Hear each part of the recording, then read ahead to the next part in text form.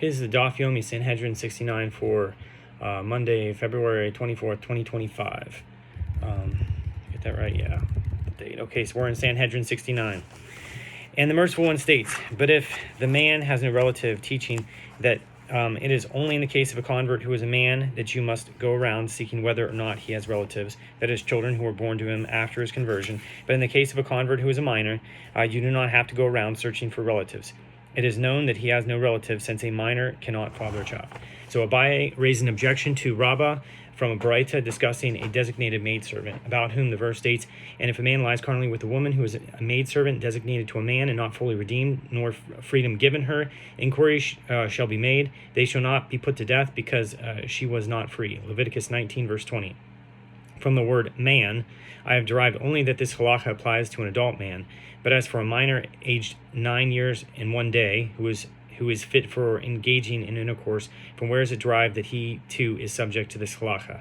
The verse states, if a man, the extraneous letter vav, meaning and, serves to include a minor who is 9 years old, as already at that age he can perform complete intercourse. Okay, so Rabbah said to Abaye, there's no proof from here, as even though a 9-year-old boy has sperm, he cannot father a child.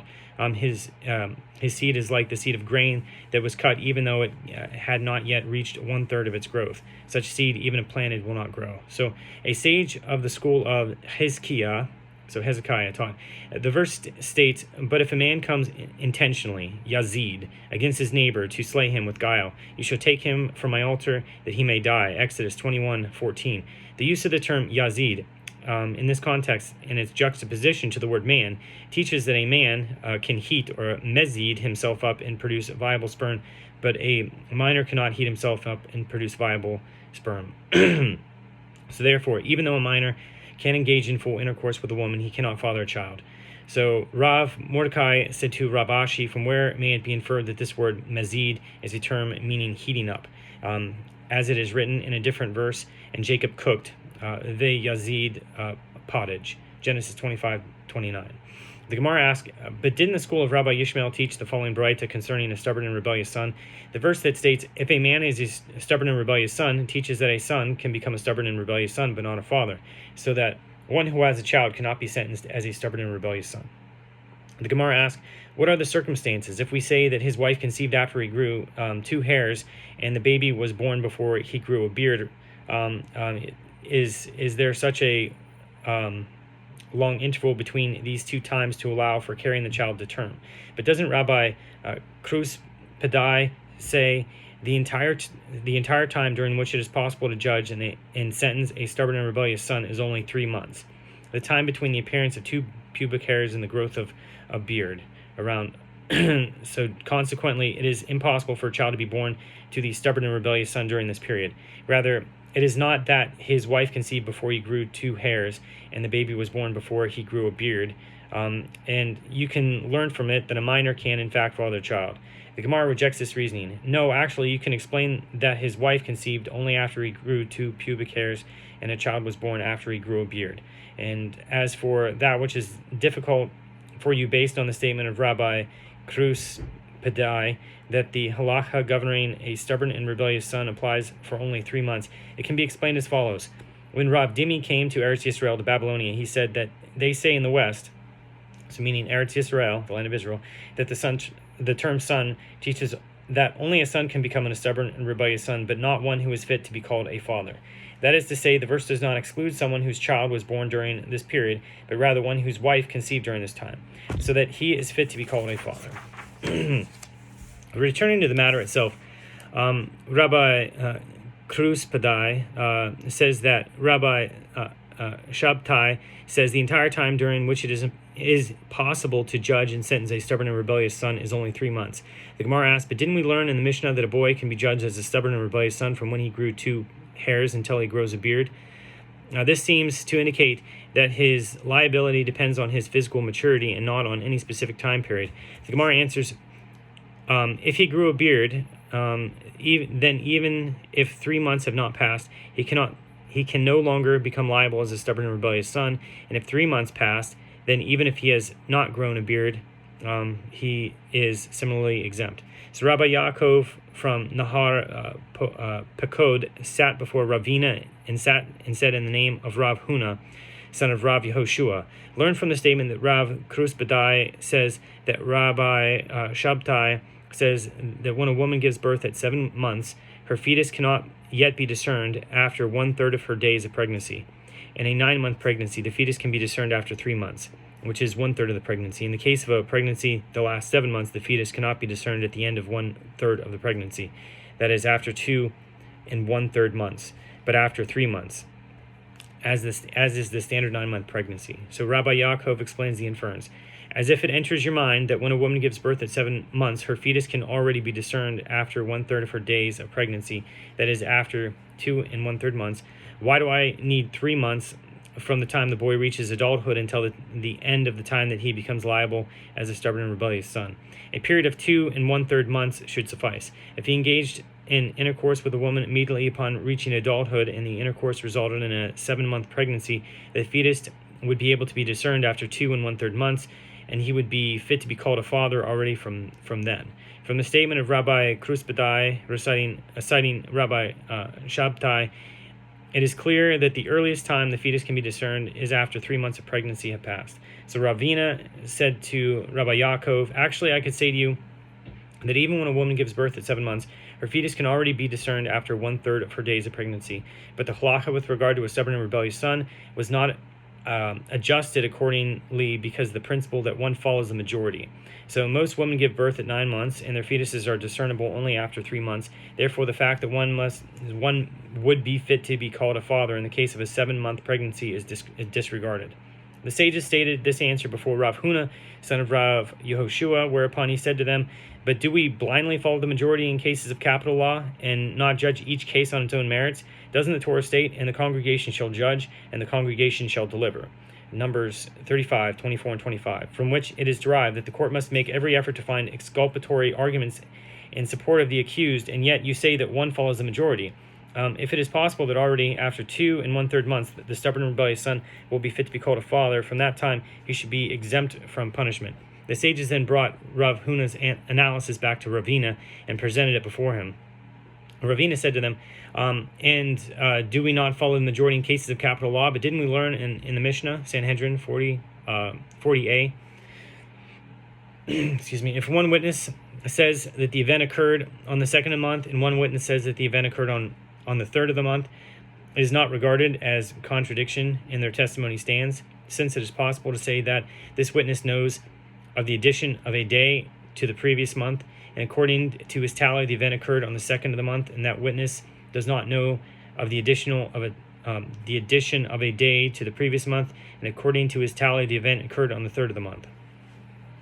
So basically, how they would declare that the months were started because they wait for the moon and stuff like that. So if it enters your mind that we do not say that one follows the majority in cases of capital law, let us then say that these witnesses are testifying with precision, and that they contradict each other, and therefore the accused should be acquitted. Rather, it is not because we say that one follows the majority, and the majority of people are apt to err with regard to the addition of an extra day to the month. Question mark. Okay. Rabbi Yermiah of Difti says, we learn in another Mishnah, Nida 44b, as well, that one follows the majority even in the case of capital law. A girl who is 3 years and 1 day old, whose father arranged her betrothal, can be betrothed with intercourse, as despite her age, the legal status of intercourse with her is that of a full-fledged intercourse. And in the case where the childless husband of a girl 3 years and 1 day old dies, if his brother, the Yavan, engages in intercourse with her, he acquires her as his wife. And if a girl of that age is married, a man other than her husband is liable for engaging in intercourse with her due to the violation of the prohibition against adultery, as despite her age, she is legally considered to be a married woman.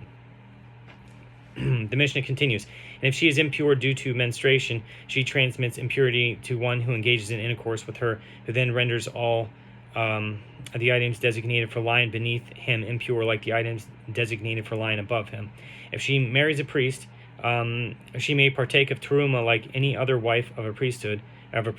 If she is unmarried and one of the men who is unfit for the priesthood, such as a mamzer or a halal, engaged in intercourse with her, he has disqualified her from marrying into the priesthood.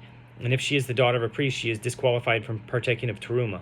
And if one of any of those things with whom relations are forbidden, which are enumerated in the Torah, engaged in intercourse with her, that is her father or father-in-law, the man is executed by the court for engaging in intercourse with her, and she is exempt because she is a minor. Okay, she's exempt from being executed because she's a minor, right? So these are like, this is just hair-splitting, arguments. And in some cases, they're conceptual arguments. They're not like really adjudicating things like this happens every day, because there's crazy people out there that think that. But anyway, Rabbi Yirmiyah of Difti explains how this Mishnah demonstrates that one follows the majority even in cases of capital law. Why is a man who engaged in intercourse with a 3-year-old who was married to another man liable to receive the death penalty? Say that perhaps it will turn out that she is sexually underdeveloped woman who is incapable of bearing children, and her husband did not betroth her with this understanding, and consequently the marriage is null, as it was entered into in error. Therefore, a man who engaged in intercourse with her should not be liable to receive the death penalty for adultery. Rather, is it not that we say that one follows the majority, and the majority of women are not sexually underdeveloped women, and therefore the assumption is that the betrothal was valid? This is proof that even in cases of capital law, one follows the majority. So the Gemara refutes this claim. No, rather, what is the meaning of that which is taught in the Mishnah? And if she is married, a man other than her husband is liable for engaging in intercourse with her due to violation of the prohibition against intercourse with a married woman. This means that if a man unwittingly engages in intercourse with a 3-year-old girl who was married to another man, he is liable to bring a sin offering, but there is no liability to receive the death penalty based on a majority. The Gemara asks, but isn't it taught in the Mishnah, and if one of any of those with whom relations are forbidden, which are enumerated in the Torah, engaged in intercourse with her, the man is executed by the court for engaging in intercourse with her? The Gemara answers this is referring to a case where her father or some other close relative engaged in intercourse with her, so that the prohibition is incest rather than adultery. The Gemara asks, but wasn't it taught, if one of any of those with whom relations are forbidden engaged in intercourse with her, the man is executed by the court for engaging in intercourse with her? This seems to indicate that the death penalty is imposed for all types of forbidden intercourse with a 3-year-old girl, even if the intercourse is forbidden as a result of her being married. The Gemara refutes this claim. Rather, what are we dealing with here? With a case where the husband explicitly accepted her upon himself as his wife, even if she turns out to be underdeveloped. Therefore, another man who engages in intercourse with her is liable to receive the death penalty, even if he is not one of her close relatives. So the sages taught in Braita, if a woman was acting lewdly with her minor son and he performed the initial stage of intercourse with her, Beit Shammai say that he has thereby disqualified her from marrying into the priesthood, and Beit Hillel deem her fit to marry into the priesthood, because they maintain that the intercourse of a minor is not regarded as intercourse. So it's not under that category. So Rabbi Hiya, son of Rabba Bar Nachmani, says that Rav Hista says, and some say that Rav Hista says that Ze'eri says, all, that is both Beit Shammai and Beit Hillel, concede with regard to a boy 9 years old in one day that his intercourse is regarded as intercourse, which disqualifies a woman from marrying into the priesthood, as well as results in her liability to receive the death penalty, even though he himself is not liable to receive it because of his age. And they also concede concerning a boy less than 8 years old that his intercourse is not regarded as intercourse vis-a-vis these halachot. They disagree only about a boy who is 8 years old, as Beit Shammai maintain that we learned from earlier generations when people were able to father children at that age, and we apply that reality to the present. And Beit Hillel maintain that we do not learn from earlier generations.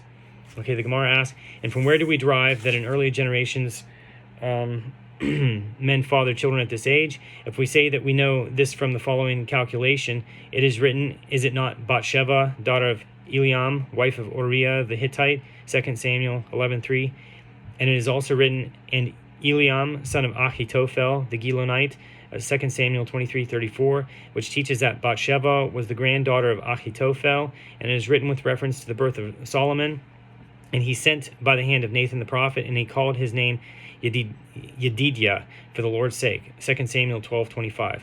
And later it is written, and it came to pass after 2 years that Absalom had sheep shearers, 2 Samuel 13:23, and at that time Amnon was killed, see 2 Samuel 13:23-29. This being at least 2 years after Solomon was born. And afterward it is written, so Absalom fled and went to Geshur and was there 3 years, 2 Samuel 13:38. So that this was 5 years after Solomon was born. So, and it is written, so Absalom dwelt 2 years in Jerusalem and did not see the king's face. 2 Samuel 14:28, bringing the tally to 7 years after Solomon was born. And it is written, and it came to pass after 40 years that Absalom said to the king, I pray you, let me go and pay my vow, which I have vowed to the Lord in Hebron. So 2 Samuel 15:7. This was the beginning of Absalom's rebellion against David. Accordingly, at that time, Solomon was at least 7 years old. And at some point during the rebellion, it is written, and when Ahithophel saw that his counsel was not followed, he saddled his donkey and arose and went to his house, to his city, and put his household in order, and strangled himself and died. 2 Samuel 17:23. And it is written, bloody and deceitful men shall not live out half their days. Psalm 55:24. And in keeping with this verse, it is taught in Baraita, all of Doeg's years were only 34, and Ahithophel's were only 33. Neither reached the age of 35, half of the normal lifespan of 70 years. Based on this, one can calculate how many years did Ahitophel live. 33. Subtract 7 years, Solomon's age, from the time of Ahithophel's death, which leaves Ahitophel 26 years old at the time of Solomon's birth. Subtract 2 more years for 3 pregnancies, one preceding the birth of Eliam, the son of Ahitophel, one preceding the birth of Bathsheba, the daughter of Eliam, and one preceding the birth of Solomon, son of Bathsheba. It turns out that 3 generations were born in 24 years, and that each and every parent begot a child at the age of 8. So, the Gemara refutes this proof. From where do we prove this? Perhaps both Ahitophel and his son Eliam fathered children when they were each 9 years old, and Bathsheba gave birth to Solomon when she was 6, because a woman is stronger and can conceive at an early age. Know that this is true, that women conceive at an earlier age, as Bathsheba had already given birth to a child from David before giving birth to Solomon. See 2 Samuel 11:27. Therefore, no proof can be derived from here. Rather, it is from here that one can deduce that in earlier generations men fathered children at the age of 8, as it is written, and these are the generations of Terah. Terah begot Avram, Nahor, and Haran. Genesis 11:27. And Abraham was at least 1 year older than Nahor, and Nahor was 1 year older than Haran. So it turns out that Abraham was 2 years older than Haran, and it is written, and Avram and Nahor took wives for themselves. The name of Avram's wife was Sarai, and the name of Nahor's wife was Milcah, daughter of Haran, father of Milcah, and father of Iscah. Genesis 11:29. Okay, and Rabbi Yitzchak says, Iscah is in fact Sarah. And why was she called Iscah? Because she envisioned Socha, hidden matters, by means of divine inspiration. And this explains what is written, and all that Sarah has said to you, hearken to her voice. Genesis 21:12. Alternatively, Sarah was also called Iscah because all gazed Sochim upon her beauty. And it is written, and Abraham fell upon his face and laughed, and he said in his heart, shall a child be born to him that is 100 years old, and shall Sarah, who's 90 years old, give birth? Genesis 17:17. How much older was Abraham than Sarah? He was 10 years older than her, and as stated above, he was 2 years older than her father Haran. It turns out then that when Haran begot Sarah, he begot her at the age of 8. The Gemara refutes this proof. From where do you prove this? Perhaps Abraham was the youngest of the brothers, and not the oldest among them. The fact that Abraham is listed first is no proof that he is the oldest, as perhaps the verse listed them in order of their wisdom, and therefore Abraham, being the wisest, was mentioned first. So know that it is true that the verse sometimes lists brothers not according to their birth order, but in the order of their degrees of wisdom. As it is written, and Noah was 500 years old, and Noah begot Shem, Ham, and Japheth. Genesis 5:32. And according to this, Shem was at least 1 year older than Ham, and Ham 1 year older than Japheth. So it turns out that Shem was 2 years older than Japheth, as it is written, and Noah was 600 years old when the floodwaters was upon the earth. Genesis 7:6. It is therefore written, these are the descendants of Shem. Shem was 100 years old and begot Arpachshad 2 years after the flood. Genesis 11:10. If Shem was the oldest brother, how could he be only 100 years old? He must have been at least 102 years old, as Noah was 500 years old when his third son was born, and he was 600 years old at the time of the flood. Rather, the verse listed them in the order of their degrees of wisdom, Shem being the wisest with regard to his age. Shem was the youngest of the brothers, having been born when Noah was 502 years old. Shem begot his son 100 years later, and was 2 years after the flood, which was 2 years after the flood. Here too, then, with regard to the sons of Terah, it can be argued that the verse lists them in order of their degrees of wisdom. So Rav Kahana says, I stated this discussion before Rav Zavid of Nahardea when he heard it. He said to me, you learn that Shem was not Noah's oldest son from there, and we learn it from here. Quote, and to Shem, the father of all the children of Ever, the brother of Japheth the elder, to him also were born children born. Genesis 10:21. This verse indicates that Japheth, rather than Shem, was the oldest of the brothers. Okay. The Gemara asks, rather, from where do we derive that in earlier generations men fathered children at the age of 8? From here, as it is written, quote, and Bezalel, son of Uri, the son of Hur, of the tribe of Yehuda, made all that the Lord commanded Moses. Exodus 38:22. And it is written, and Azubah died, and Caleb took for himself Ephrat, who bore him Hur. And Hur begot Uri, and Uri begot Bezalel. 1 Chronicles 2:19-20. And when Bezalel made the tabernacle, how old was he? He must have been at least 13 years old, as it is written, and all the wise men that carried out all the work of the sanctuary came, every man from his work that they did. Exodus 36, verse 4. And one who is less than 13 is not called a man. And it is taught in Braita. In the first year following the exodus from Egypt, Moses made the tabernacle. In the second year, he erected the tabernacle and sent out the spies. And it is written that Caleb, Bezalel's great-grandfather, said to Joshua, I was 40 years old when Moses, the servant of the Lord, sent me from Kadesh Barnea to spy out the land. Joshua 14, verse 7. And he added, and now, behold, I am this day 85 years old. Joshua 14, verse 10. How many years old was Caleb when he was sent off with the spies? He was 40. Subtract 14 years, as Bezalel was at least 14 years old when Caleb was sent to spy out the land. This is known because the mission took place a year after the tabernacle was erected. This leaves 26 years. Subtract 2 more years for 3 pregnancies, one preceding the birth of Hur, son of Caleb, one preceding the birth of Uri, son of Hur, and one preceding the birth of Bezalel, son of Uri. It turns out that the 3 generations were born in 24 years, and that each and every parent begot a child at the age of 8. The Mishnah teaches that the penalty for rebelliousness is imposed upon a son, but not upon a daughter. It is taught in Braita. Rabbi Shimon says, it would be reasonable that a daughter should be fit to be treated like a stubborn and rebellious son, and to be punished like him if she sins in the same way as he does. And that's the end of Daf 69.